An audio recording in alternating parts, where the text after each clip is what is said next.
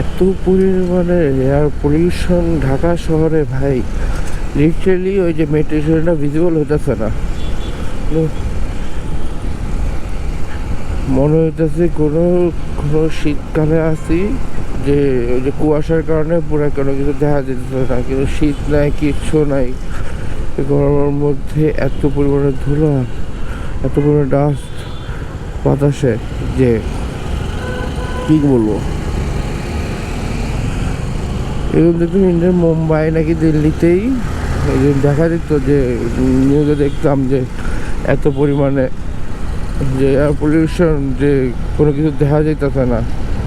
আর এখন এটা আবার ঢাকাতেও। আমি ঢাকাতে আগে কখনো এরকম দেখি নাই, বাট এবারে ফার্স্ট যে এত পরিমাণের। আমি ভাই দূরে থেকে মেট্রো স্টেশনটা দেখতেছিলাম না, এটা ইজিলি দেখা যায় যেখানে, যেখানে আমি আজকে দেখতেছিলাম না।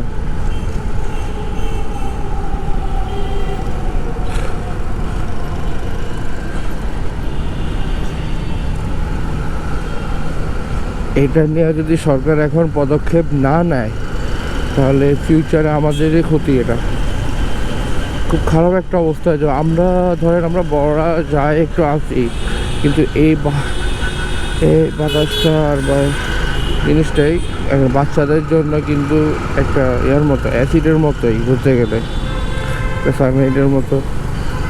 তো সেটা ইনটেক করলেই মৃত্যু ভাই, ফুসফুস নষ্ট হয়ে যেতেছে। এটাতে একটা সিগারেট থেকেও ক্ষতি বেশি